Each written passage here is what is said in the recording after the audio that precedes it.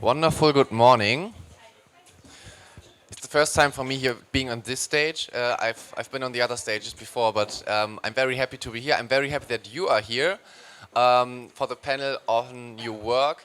This will be a kind of, not a traditional panel since one person is missing, one person has to leave early, but we are spontaneous. So I just have one opening question to you, which is, did you enjoy the party yesterday? That is a good answer if the party was good. Okay, we try again. Just one time. Did you enjoy the party yesterday? Yeah. Very good. I don't want to lose too many words on new work because I think every one of you has a different understanding on new work. That's why we invited 4 experts, and I'd like you to put your hands together for Hannes Fehr, Kathrin Koehler, and Muriel Bottger.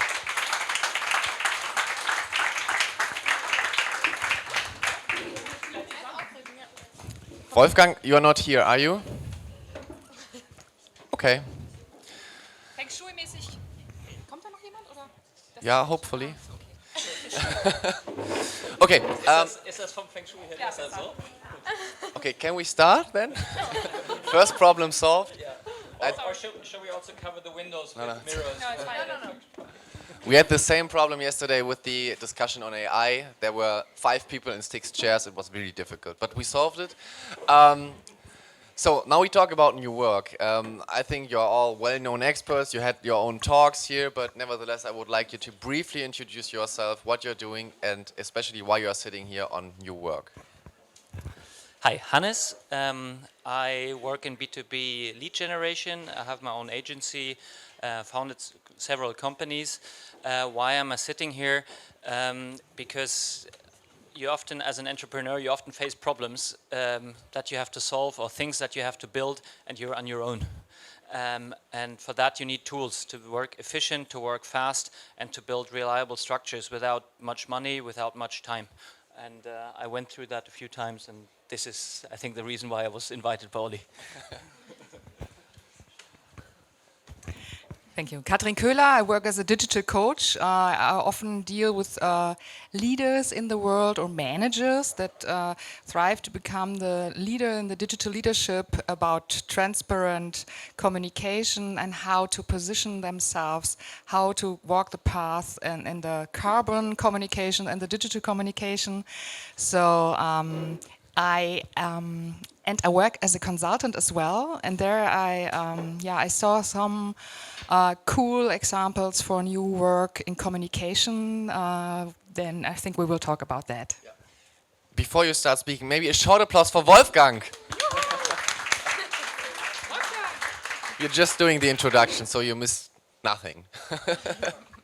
Perfect. My name is Muriel. I'm a psychologist specialized in a subdiscipline of positive psychology, which is the research of the good life, to make it short.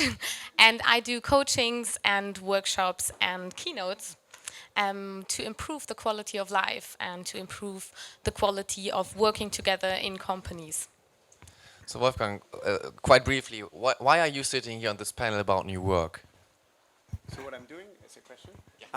All right, so I'm Wolfgang. I'm a serial optimist and founder of the Alephants. And we help to build great teams and boost sales, because this is the 2 factors to create more impact. And new work and teams is just one thing. So since Hannes unfortunately has to leave early, I will focus my first question on him, if that's fine for you. So Hannes, when did you first hear about the expression new work, and what does it mean for you?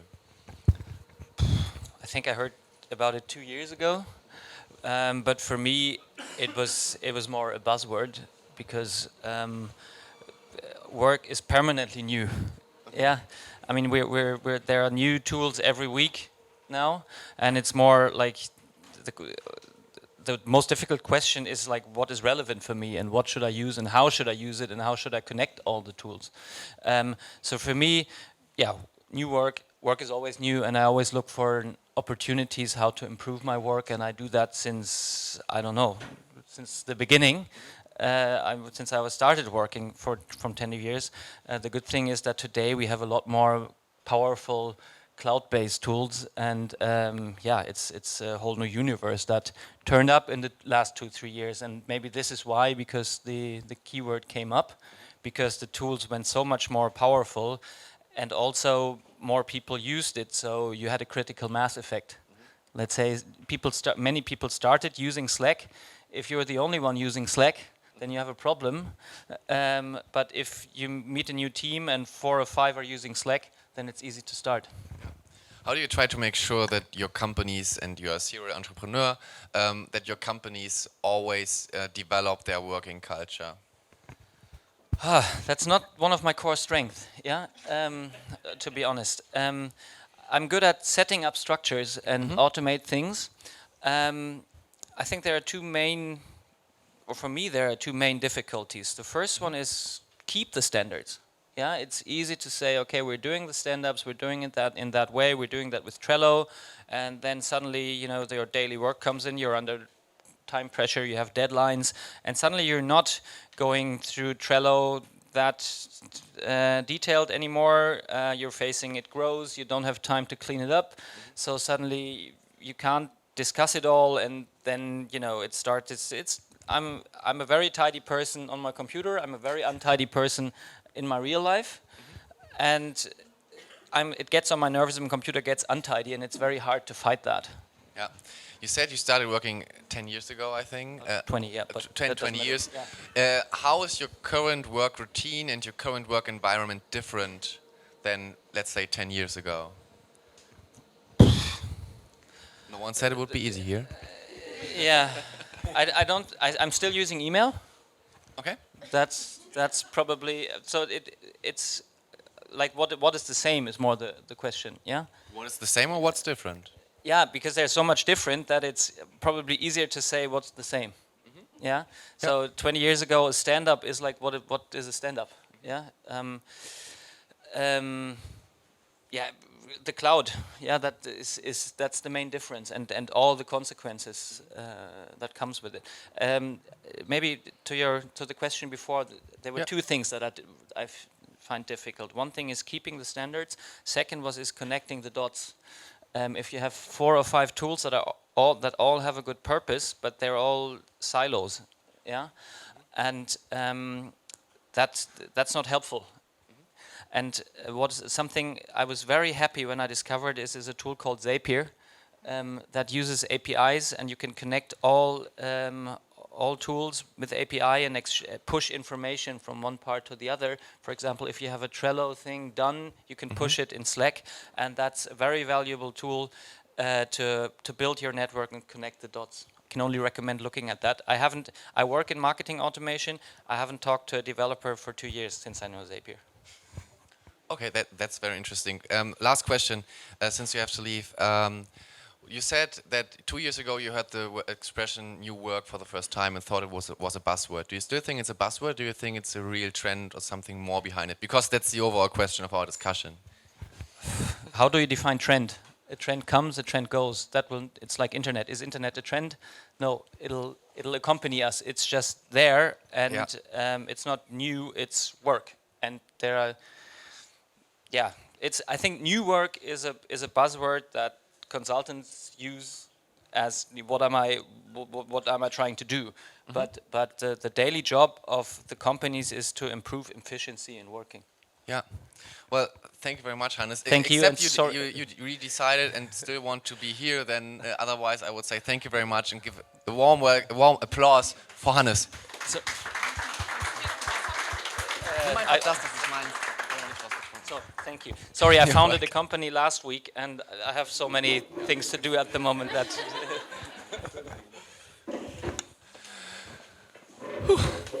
Okay, now you can get used to this situation for the next 36 minutes. So we started with 4 persons, we are again 4 persons, but okay. The first well question, done. the first question I addressed to Hannes was, when did you first hear the expression "your work" and what does it mean for you? Maybe again, Muriel, since you already have the microphone. I think it was a few years ago, and for me as well, it was just a buzzword. And now for me, new work is a word trying to put so many things under one umbrella that have to do with autonomy, with playing to your strengths, with working on remote, with working flexible, all this stuff. And it's just a word which tries to, as you said, like a consultant uses the word new work to describe something really big. Yeah, and that's what it pretty much is for me. And it's, especially as a psychologist, important to me to break the structure of new work and look inside the details. So how can we work and play to our strengths, or how can we be authentic in the business we are working in, etc. So be very detailed in the different parts new work has. Kathrin, I think you made some notes. Do you want to say something again, the topics that Hannes addressed, or answer the question, when did you first hear about the expression? Yeah, and actually, what does it mean for you? I took the note that I was confronted with new work in the discussion of the digital nomads. I think this is kind of 2012 or 13. And they had this idea of new work and reduced to the max, just go with a laptop and work from all over the world. And we had this pictures from the beaches where they, did their work. And actually, I became a mom in that period, and I was thinking all the time and discussing with them as well. We are kind of a special section of nomads and digital nomads when we decide not to stay in the corporate as I did, and take my computer, take my laptop, and then start working. Often in the night, often wherever I've been, traveling or something like that. So to adapt the techniques on your own situation, I think this is kind of new work that I experienced myself. So this I reflected on that with the DNX movement. I just want to add something shortly. Working on the beach, like it looks on Instagram, it's not possible. They're sand everywhere in your laptop, on your phone, and sun, and you can't see anything on the display. So if I just made the experience last week, if I were on the beach, trying to work, I rather go back to the hotel room and stay inside the hotel room and work there. So I prefer to work from rooms with tables and chairs, etc. even though I'm a fan of new work. Okay, so it's basically just going to the beach, taking a picture for Instagram, hashtag new work, and then go back and really work. Being independent Yeah. from a hard drive, from an office. That was the story, to be independent. Yeah. So. Yeah, it's just a picture painted. So don't believe any Instagram photos taken at the beach where people really work. They actually don't. No. So same question for you. When have you been introduced to the expression "new work", and what does it mean for you? So I think to me the first moment I realized new work was when it got lost to me. It's like I had an agency which I merged with a big corporate, and so I had this. I had this human-centric organization, believing in people, empowering people, giving freedom, and all that. So they were all giving their best, and then we merged with a bigger corporate, and the people there were the same people. They're also great people, but the structures were so rigid. They were built on distrust and control, rather than trust and basically and acceptance. So, and I thought, gee, the same people can we be so different if you change the structures? And so this was the moment I was like, to me as an entrepreneur, I built this company and I saw other companies. I like, yeah, and I tried as a hobby psychologist to solve it, and I couldn't. I totally fucked up. I fucked up bringing my team into this new thing. I couldn't not even save the people there. Thank you, Andre, for being here today. He's one. and yeah, but I couldn't. And this was the moment I realized I need to relearn. And I started to learn about Frederic Laloux, reinventing organizations. So, and this was to me the big game changer. Yeah. So.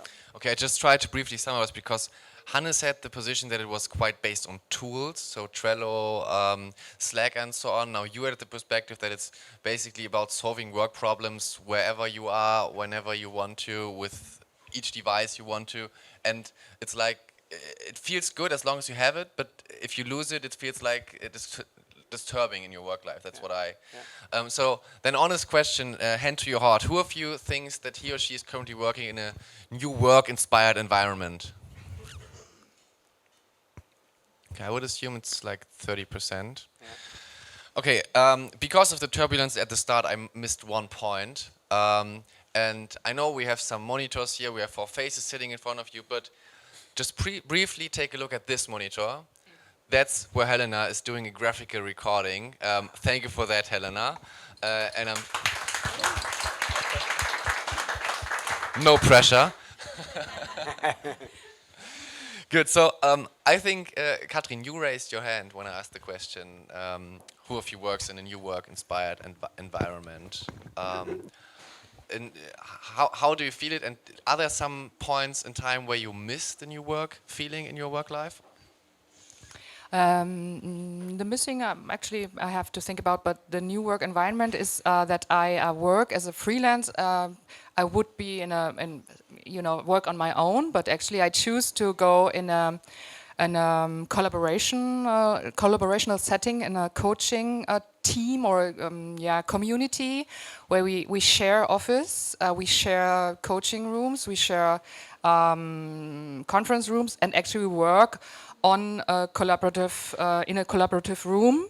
And I try to invent Slack there, but actually we are on WhatsApp. So, but you deal as a coach. You deal with recommendation. You get asked, do you know something who can do and deal with this and that? So we refer to each other, and this is the setting I really like. We gather to team meetings, and sometimes I want to do the stand-up as well. And we exchange experiences. We are all autonomous in our working setting because we work all independently, so this is default. But actually, we are social beings, and we take a lot of it, reflecting who we are and what is our story to tell. Yes, of course. Okay. So, when I built my new company, the Alephants, to me it was like, how do I start when I bring new employees? So I thought a lot about the first day. I think the first day sets the tone, and so I interviewed a lot of people about their first day. Everybody I met in the airport, on the buses, everywhere, and just like friends. Like, how was your first day? And most said it was shitty.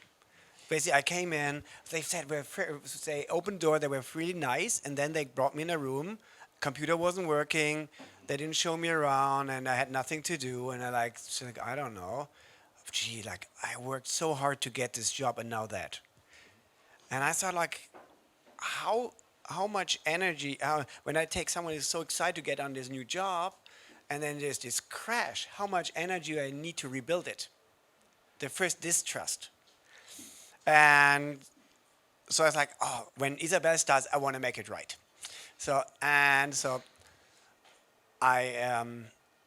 knew like so when she arrived on the first day, of course the computer was ready, everything installed, email, and that thing. And I just took the first hour and we just had a talk about what does she need? What does she need to be happy, to fulfill? And then she's like, yeah, in the morning, I really need time to do my yoga and stuff. Okay, and it's like awesome. Like, our core working hours is 10 to 6. Does it work with your schedule? Yeah, that's okay. That's perfect. Then I can arrange myself. Okay, and so basically we're just going through what she needs. And it's like, that's great. Now we know what you did, and we mapped the wall. And say, so what do we need? Do we need, like as a group? Alignment, meetings, and so on. And then we made a third column, what does the company need? And this helped us to align like where we are going. And with the second employee, we did the same thing, but then we did it together as a group. So with every new employee, it's always what do you need, what we need, and what the company needs. And so this helped a lot. So it kept the energy going. So, independent from the question, Muriel, if it's a buzzword or if there's really something behind it, I think it all comes down to the people who change, whose requirements to work change. And now you're a psychologist, so what is the reason, the main reason behind this change in our brains, in our minds? Okay, I think there are a few factors playing into it. You So have still 25 minutes time. okay, okay.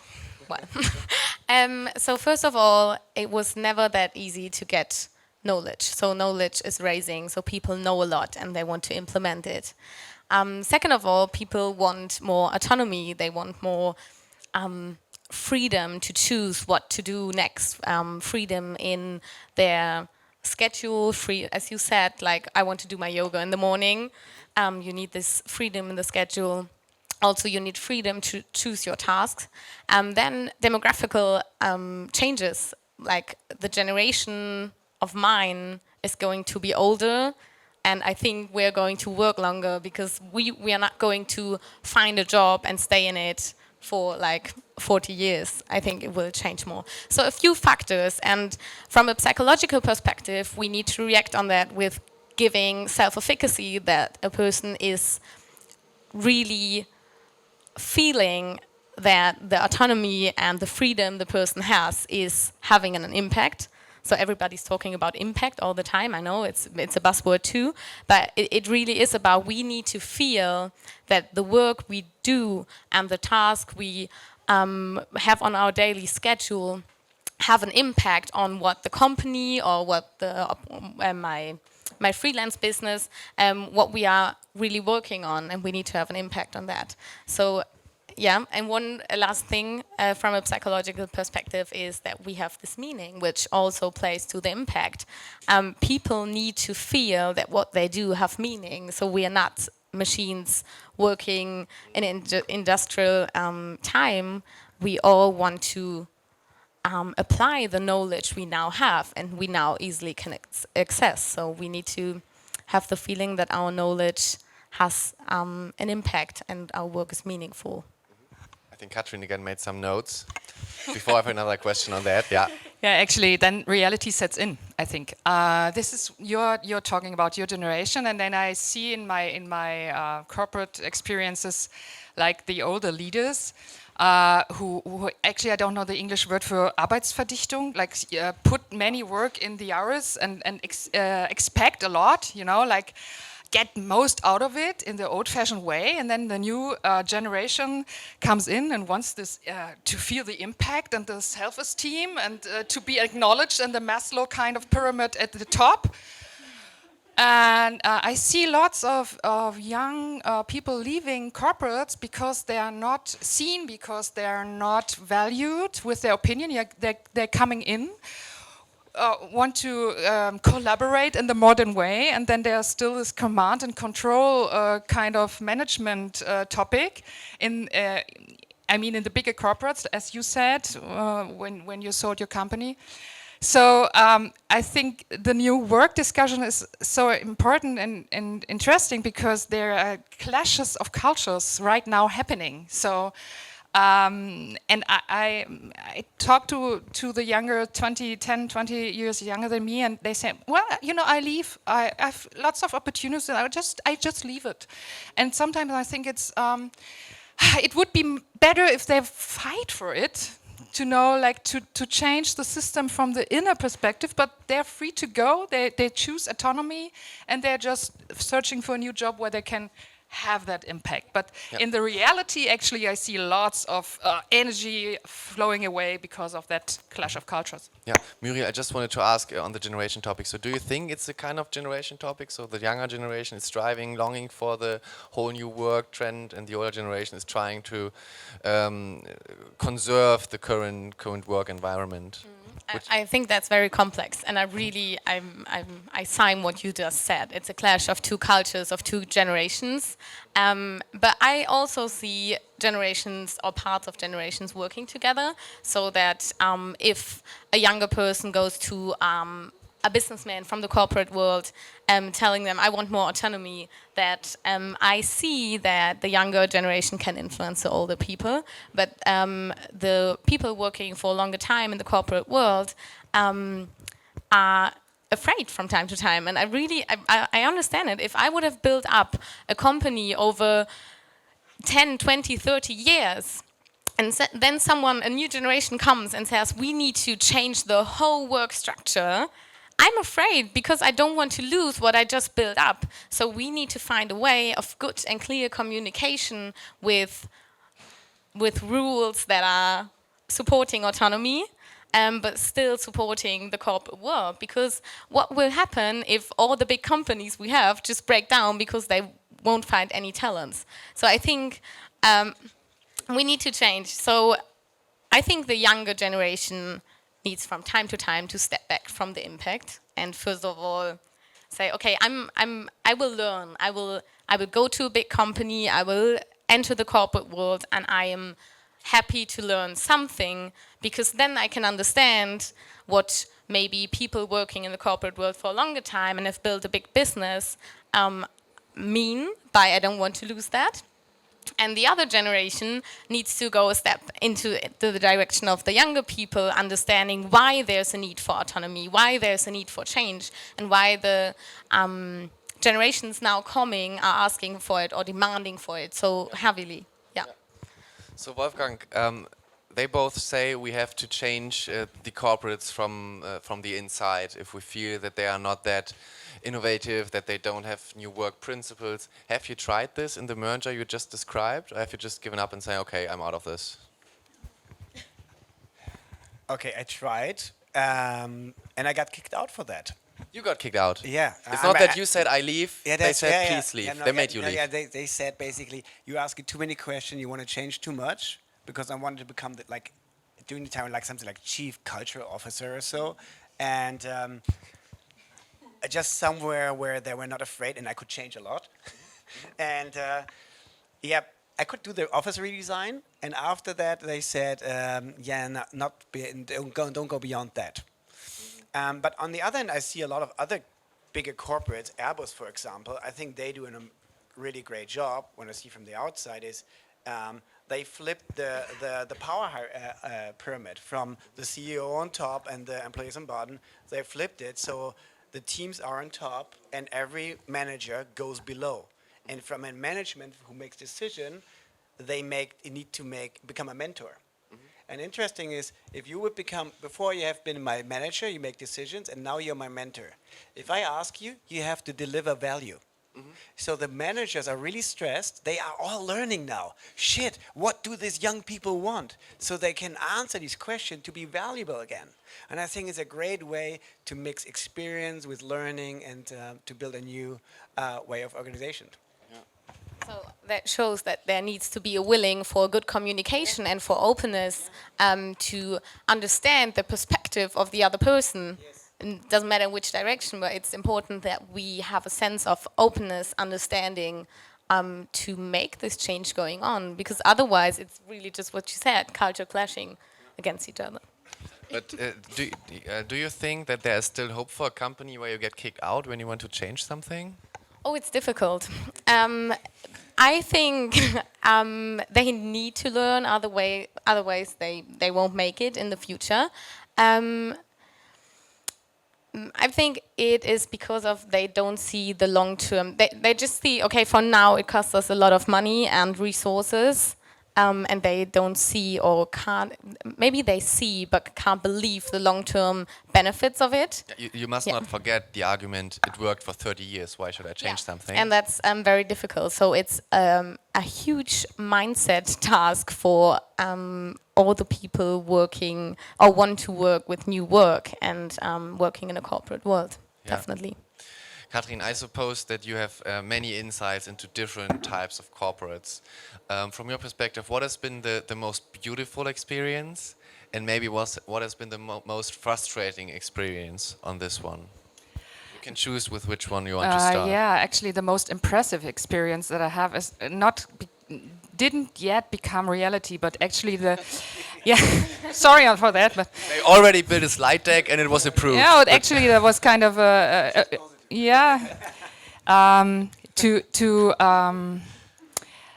it's a huge corporate with a huge communication department, and they try to implement agile work on their communication department, and that was kind of cool. And there was a setup with 60 people training for that. So we were in the training process. And that really broke the silo. You could watch it in this kind of Planspiel, like the game. Simulating game. Simulating game, thank you. And I brought a bottle of champagne for that day, and I told the team, maybe we have a moment where that is getting so emotional that we can just pull out the bottle of champagne to give it as a present to those who play the game. And then we had a flow from communication from the silos into the agile setting, and the leaders had to work in a team and decide which topics will be strategically brought out in the next quarter.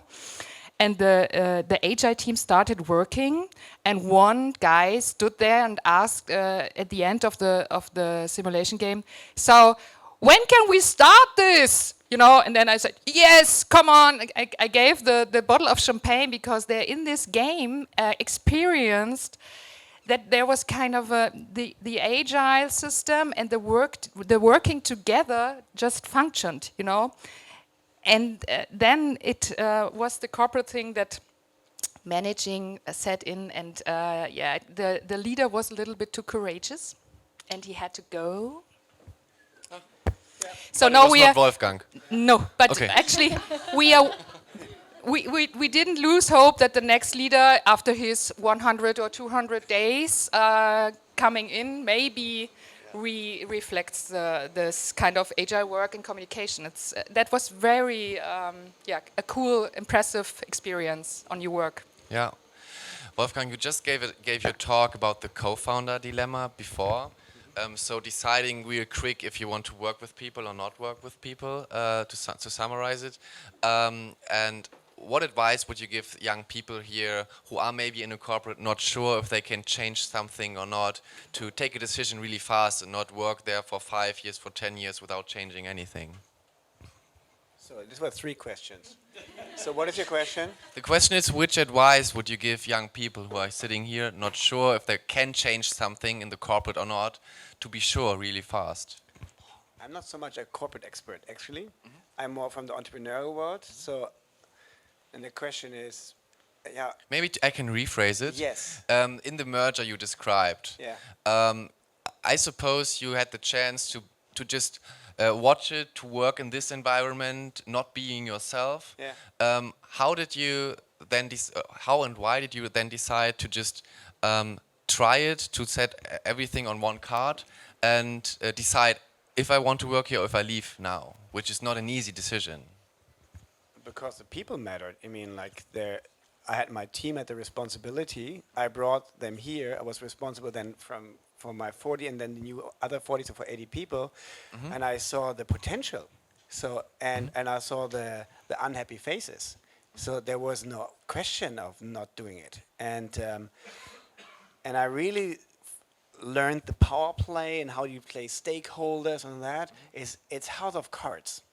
And I'm a little fascinated by that. At least you didn't say it's Game of Thrones. Yeah. That would be very boring. And it's really interesting, but it's a Sisyphus work. It's really it's really you go up and then go down. So it's a really hard way. So either you're on top, you can change, you have a power position, and then you might get fired. But it's all worth it. Yeah. So that's why I go for entrepreneurship, because entrepreneurs, there's less people making decisions, and you only have to convince one most of the time, or the founders. Yeah. So either you are on top of the pyramid, or you have the luck that you just change the pyramid and the bottom then is the top. Okay, thanks. And sorry for the confusing question. Yes, of course you can. Yeah, but actually we don't want to rest in dystopia about corporates, because what we see, for example, and we can talk about it and name it, it's Bosch, like the working out loud movement that they have right there with Katharina Krenz.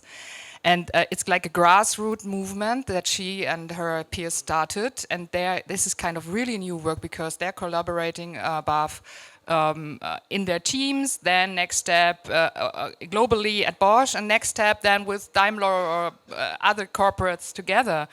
And I think this is there's a grassroots movement from these new generations in the corporates starting to change the culture from within. And I think this is very impressive what's happening right now and how they work, and the huge impact they make on on the development of corporates as well. Muriel, you are our human expert here. So you are human, but you are an expert on humans. And it often comes to convincing humans. So from the psychological perspective, what could be an argument to maybe convince those rigid leaders from implementing the new innovative ideas on your work? Maybe if we have some young people here sitting, having bosses they want to convince. Any tricks you have? Definitely. I'm a positive psychologist. Only positive tricks from my side. Some manipulation tricks? Not manipulation. I think I just thought to also go beyond the border of the corporate world, go into the entrepreneurial world, go into whatever your field is.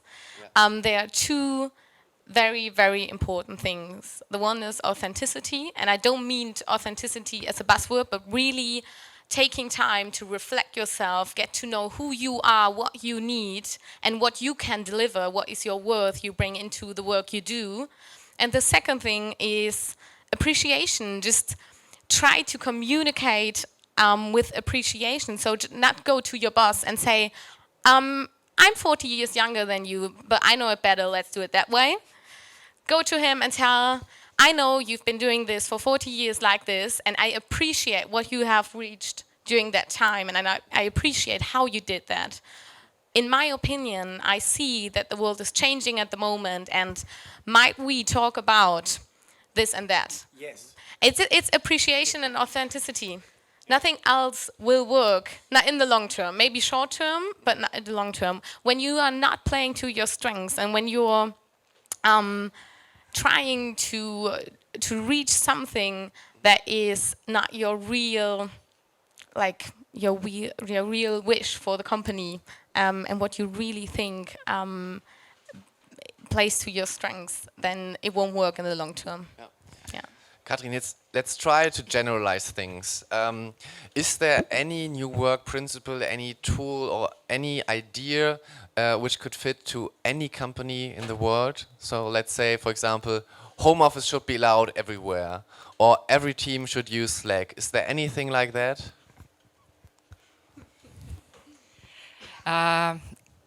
Generalize or abstractly, it's like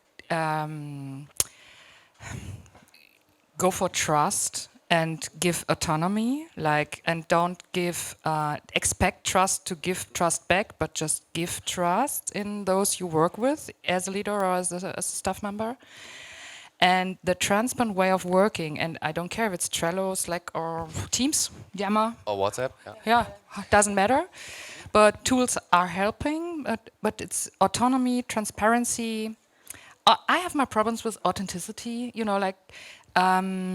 because I'm coming from the communication side, and it's so how you build your picture of yourself outside, more or less authentic. Yeah, that's why I said take care of not trying to be authentic as the people around you want to see you, but trying to be authentic from your heart, even if this might sound very esoteric or something like this, but this is what works. If you take a look at successful people applying new work into companies right now, it's because they truly act how they are and truly show who they are, and not building authenticity from a personal branding perspective. Yes, and it was a thought when we were talking about your know what you want and know your strengths and what you want to achieve. And actually, I think the younger generation, sometimes they have kind of a lack of those tactics. Yeah, their willing is so strong,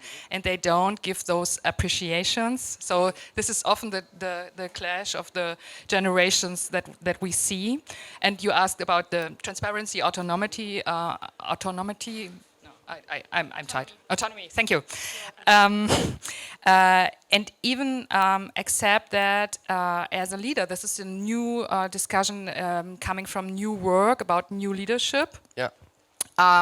That you yourself as a leader give that freedom to your team and really give trust as a present before everything, you know. And as Wolfgang said, if he's asking the new member in team, what do you need? This is kind of the user-centered or the human-centered focus. And this is how it's kind of a success factor, I think, to put the new team member in the center, but then actually also ask them to deliver. And this is the stretch we are in, you know. It's not like yoga times every morning at 10 or close to 10. Before 10, they as we also, heard. I mean, when I see some people in the younger generation in the corporates I'm in, and they're trying to get most of it, and actually they don't really deliver. Yeah. So maybe to summarize, I asked about the question if you can generalize things. We can't generalize on the tool side or on the home office side, for example. But we can try to generalize on the value side. Yes. So it's about trust. I have one question to the authenticity you just mentioned. Does it mean that we shouldn't play any role in business? So because I have the feeling that some people are different in business life than they are in private life.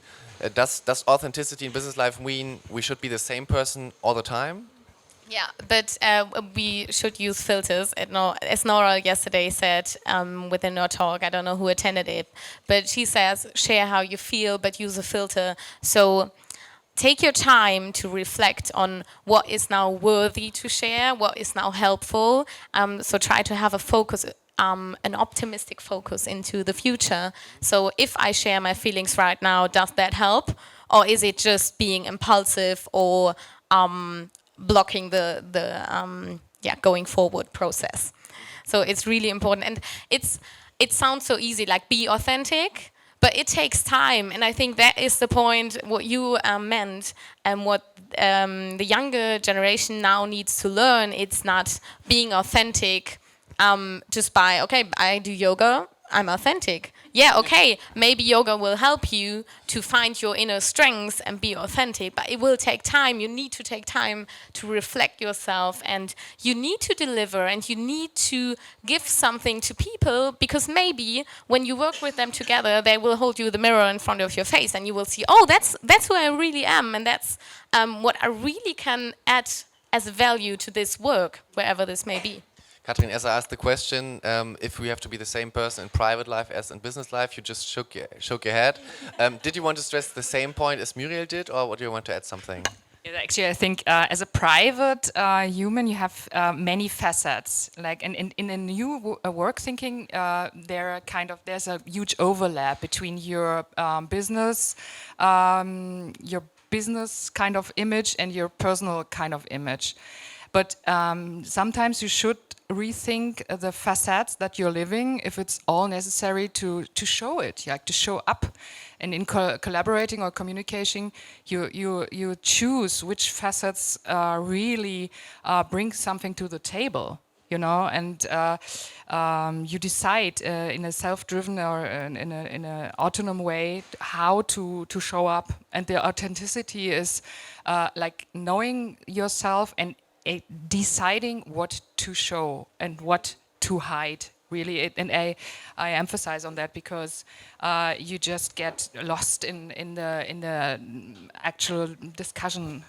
Yeah.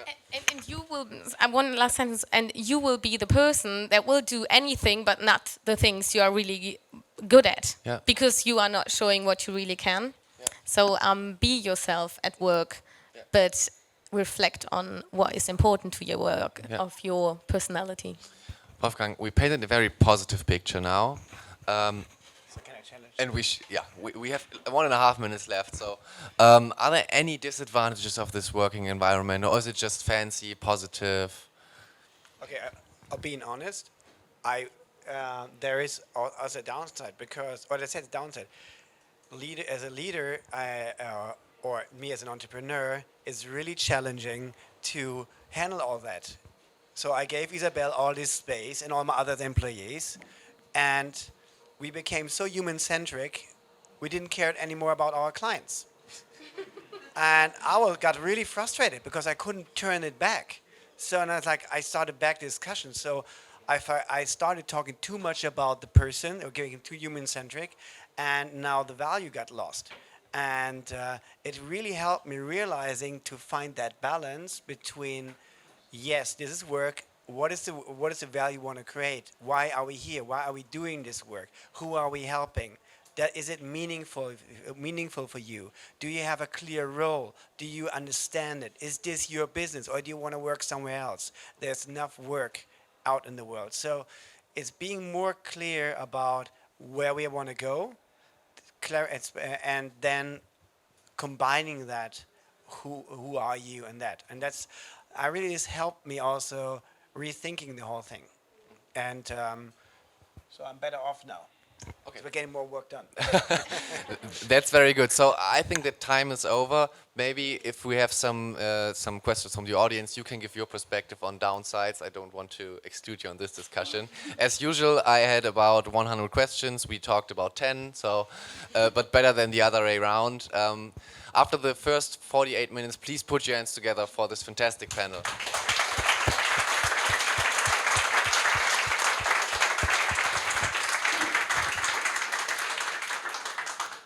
So when you think about questions you might have, I just set up the timer to 12 minutes so that we don't run out of time. Questions? Questions from your side? Yeah.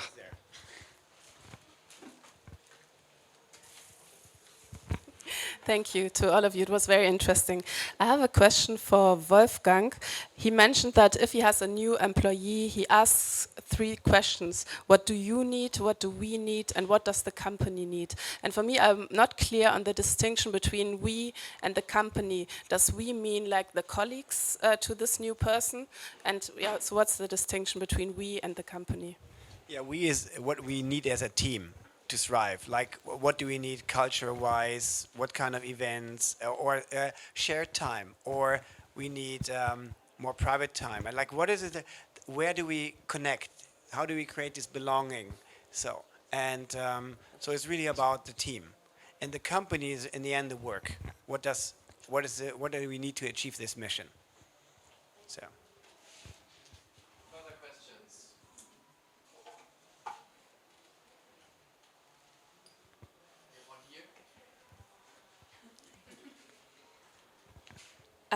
One topic, well, one aspect that is kind of important for me at the moment is change, embracing change. I feel like the world is changing so quickly around us at the moment with everything that's going on in technology, and I think, yeah, how do we embrace change and and kind of really spread that in the workplace, that everybody needs to be kind of comfortable with change and not be scared.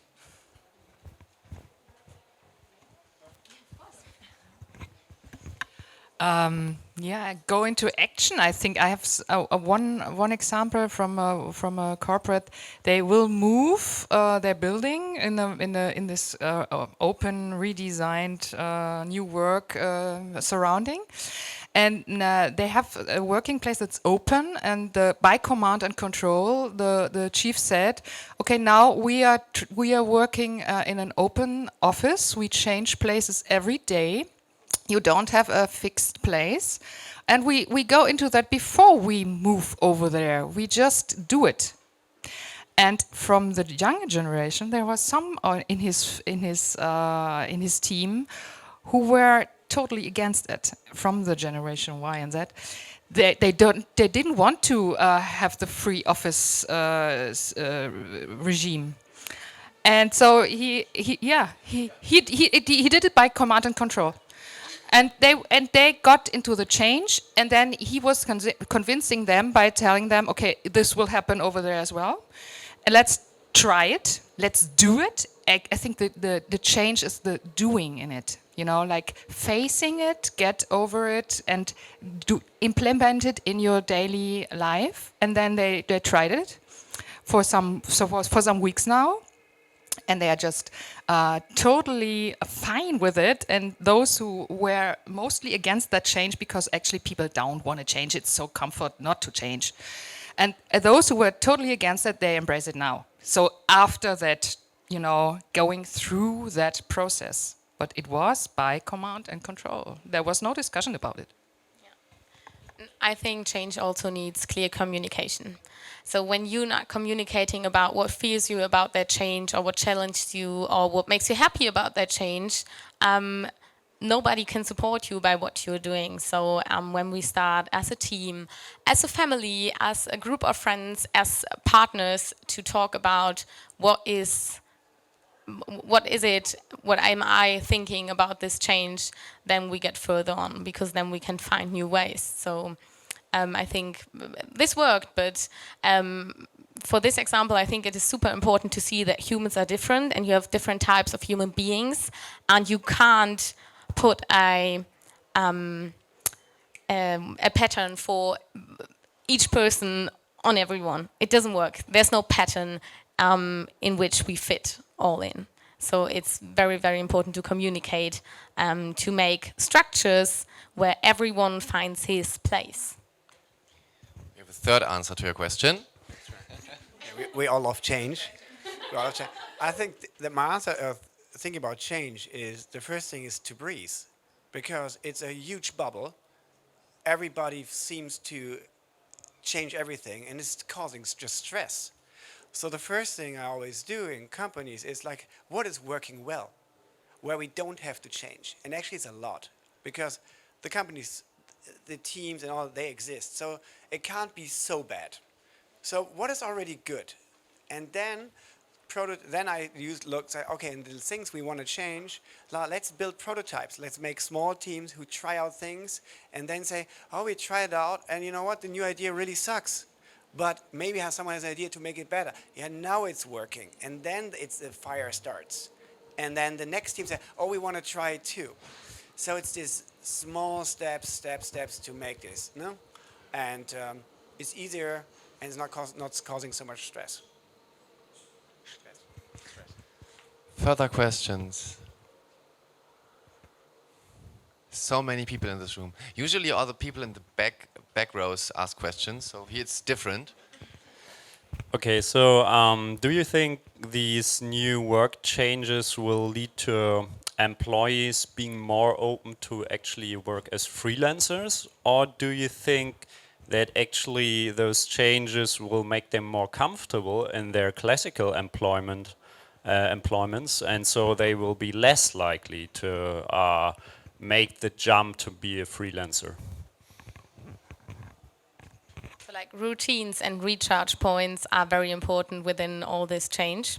So I think what could happen if a company does a good job in leading their people, that people feel more comfortable, and if they are in a company where they can work in new work, to use this buzzword again, then they might feel so comfortable that they want to stay there, but within the company they have the flexibility.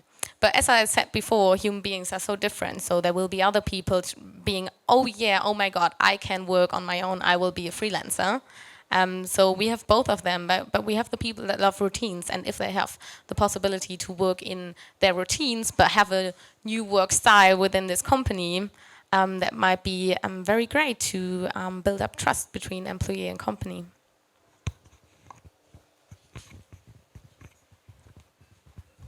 One example I realized, a friend of mine, about the question, like, I think they all become more freelancers. I think there's a lot of people do that, but this feeling for belonging, like you also said, is really strong, and for routines.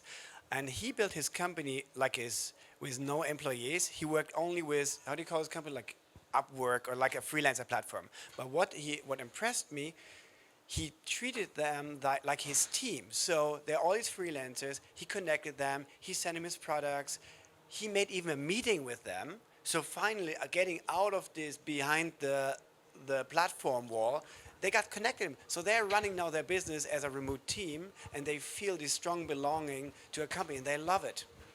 So it's a really interesting way of building a company. Yeah, you're absolutely right. So I'm doing the same thing. I have a team consistent of only freelancers, and but I'm treating them like a normal team, and they sort of get attached to the company. So they want to work for this company, and they would even accept less payment to work for this team because they sort of are attached to the project as well.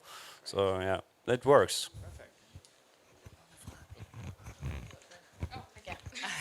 Yeah, actually, what I see is that the social component. As a freelancer, if you're very self-driven, that can happen even in corporates, that you have this kind of grassroots, what I mentioned, like working out loud, find your project, go for it, set your learning goals, and thrive through it for 12 weeks, something like that. And but if, as you said, the team wants to connect to each other. This is our social goal, you know, to feel connected. Yeah, we want to connect. So with the digital nomads, they're so independent, but actually they collect each other all over the world in those centers because they need to exchange, and this is what you're describing as well. So it's always this being self-driven and need the autonomy, but also being connected in the same breath. No, it's okay. You said everything. Okay, hi, my name is Joanne. Thank Hi. you for this great discussion. I was missing one buzzword, diversity, and my question is... What's that? I was not prepared for that. Is diversity the basis of this new work approach or a result of the new work? They're hesitating. I think it's both. It's a success factor, and it should be delivered. Yeah. No, actually, in my coaching community, we just have one guy. We are 8 women, and we are thriving to get. I actually thrive to get more men inside. We have 3 places left. And for me, it's such a default. Diversity is such a default when I'm going into masterminds to interact with other freelancers or funding my own working out loud circle now. I try to be as diverse as I can achieve. You know, like, and I'm not so the woman kind of woman. Me neither. Me neither. I'm very proud when men are coming to a coaching, or in January I had a workshop with 25 people, 2 women in there, only men, and I was really happy because I really got them to think about topics like emotions and compliments and positive communication, which was really great. Yeah, I think diversity is important because due to the fact that we are all different, we can all deliver a certain value to a discussion or to work or to a project. So it's really important that everyone sees their true authentic self to bring these values and strengths to the work and to the projects people are working together on. Definitely. I think, Wolfgang, we both agreed that success factor is a very good description. Unfortunately, we have to end this discussion now. I would like to very much thank you, Kathrin, Muriel, and Wolfgang. Please put your hands together.